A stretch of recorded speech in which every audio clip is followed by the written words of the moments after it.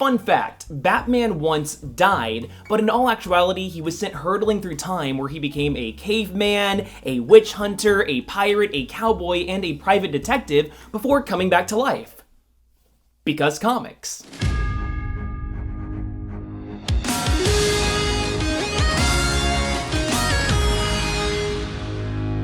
Hello and welcome to Because Comics, the show where we take a look at all of the crazy, strange, and straight up bizarre things that make comic books, well, comic books. I'm your host, Drake McWhorter. American comic books sometimes get a bad reputation for just how gingerly they handle death and resurrections, and sometimes a comic character can die and come back to life within the span of a year. But Batman, one of the most iconic comic book characters of all time, well, he did die and come back to life, technically. It's weird and very uniquely bizarre, so let me explain. Everything that I'm going to talk about in this first part was written by comic book legend Grant Morrison, a dude notorious for making things really convoluted and trippy. Anyway, in the Final Crisis storyline, Batman discovers that the new god Orion was killed by a special bullet which he kept to analyze. Shortly thereafter though, Bruce was kidnapped by the evil new god Darkseid, but escaped because Batman. In an attempt to take down Darkseid, Bruce broke his no-guns policy and shot him with the very same bullet that was used to take down Orion. At the same time, however, Darkseid shot Wayne with his deadly Omega Sanction, seemingly killing the Dark Knight. Nope. Turns out that the attack just sent Bruce back in time, but we'll get back to that in a second. Even though he was sent back in time, Superman still found Batman's corpse, and Wayne was mourned by the superhero community. Turns out, this was just a clone that was made by Darkseid. Sure. Why not? This body was buried, Dick Grayson, the original Robin, took over as the new Batman, and the Bruce clone was temporarily resurrected as a Black Lantern for a bit during the Blackest Night event. It's also discovered that Bruce, now lost in time, was leaving clues of his existence all throughout history, which prompted Tim Drake to ditch the mantle of Robin, strike out on his own as Red Robin, and try to solve the mystery of this for himself. Yeah, the quote-unquote death of Batman led to a lot going on. But if you think that this was a lot, then let's hop back to Bruce's journey through time. So Wayne first ended up thousands of years ago in the age of cavemen, but every so often he would make involuntary jumps throughout time, collecting something called Omega radiation all the while. If Bruce was able to time jump back to the 21st century, then all of the Omega radiation in his system would cause him to unknowingly explode like a bomb. Because of this, Superman, Rip Hunter, Booster Gold, and Green Lantern are tracking the radiation throughout time to try and find Batman before he goes boom. In the era of cavemen, Bruce had amnesia and was discovered by a group that called themselves the Deer People, who thought that he was a god. But they were attacked by a warlord named Vandal Savage and his Blood Tribe. Fresh off the heels of killing a monstrously huge bat, Vandal Savage wanted to kill Wayne and consume his heart. Thankfully, Bruce was freed by a young surviving member of the Deer People who brought him Bruce's utility belt. Wayne donned the pelt of the bat that Savage had killed earlier and defeated the Blood Tribe with the tricks in his utility belt and his superior fighting skills, saving the day and inspiring the Deer People to become the Miagani Bat Tribe. Shortly after, Bruce was sent into the future. Now, Wayne ends up in the 1600s, where he takes up the identity of a witch hunter. He doesn't really try looking for or encounters any witches though. What he does find, however, is a big sea monster thing. This is the Hyper Adapter, an ancient beast contained within a device called an Ancestor Box, which was opened by Darkseid so that it could torment Bruce throughout time. Because comics. After staving off the beast, Wayne was flung forward in time once again, and this time, Batman was a pirate. But not really. You see, this was just a really cool cover, and that's not the actuality. On the bright side, Bruce was discovered by the legendary pirate Blackbeard, who thought that Wayne was a famous pirate himself, named, well, the Black Pirate, because that's original. Legend has it that the Black Pirate was the guardian of an ancient treasure, relics from the Miagani Bat Tribe. Turns out, though, that they were just some of Bruce's Batman gear that was left behind in the Age of the Cavemen. No time to dwell too long, though, since, you guessed it, it's another time hop.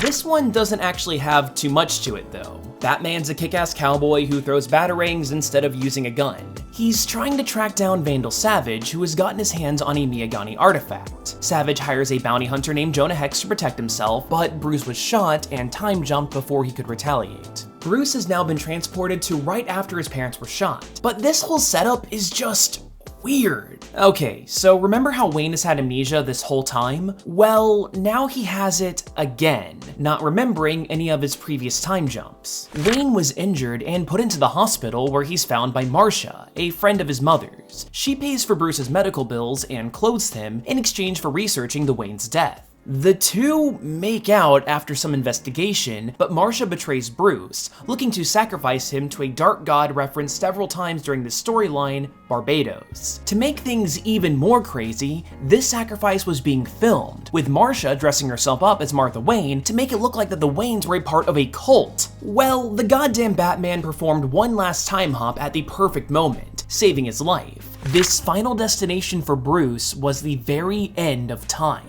The vanishing point. However, the hyper-adapter managed to infect Bruce. Thankfully, the Justice League steps in and manages to separate Batman from the hyper-adapter and seal it away inside of a time machine. As it tries to break out, the hyper-adapter takes the form of a monstrously huge bat, but the League sends it back in time, to the age of the cavemen. Yeah.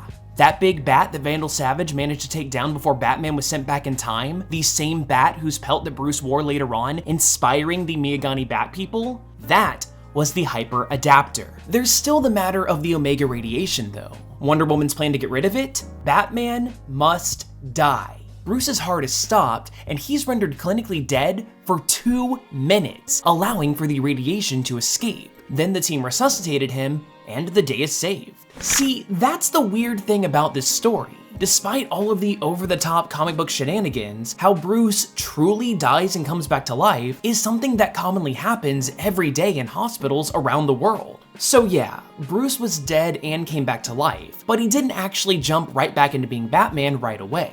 In fact, he still let his former protege be what the fandom likes to call Dick Bat in Gotham, and he even traveled the world as he established a new company called Batman Incorporated, where Bruce would publicly fund Batman operations not just in Gotham City, but around the world. Now, every country would have their very own Bat person to protect them. Ordinarily, that would be the end of things, but these time-traveling shenanigans were later used as the basis for a huge DC Universe event called Dark Knight's Metal. I'm not going to get into all of the minutia of convoluted multiversal stuff, but to make things simple, it turns out that Barbados is in fact a real dark god, a powerful entity from the dark multiverse. When Batman was first sent back in time to the age of cavemen, Barbados took notice, and apparently he manipulated all of the events in Bruce Wayne's life so that he could actually become Batman.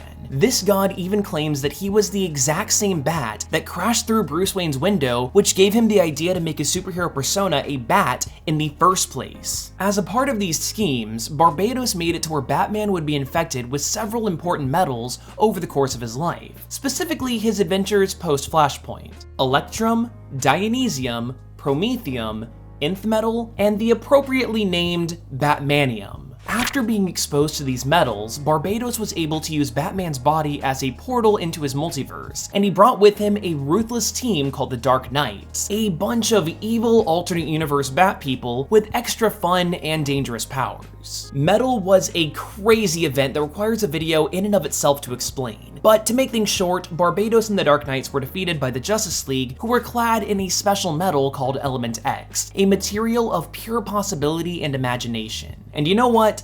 I don't know if anything is more because comics than that. I'll be the first one to admit that I am not Grant Morrison's biggest fan, and the story of the death and return of Bruce Wayne is a little too comic booky for my taste. But one thing that I do appreciate is that this is a story that you can pretty much only tell in a comic book.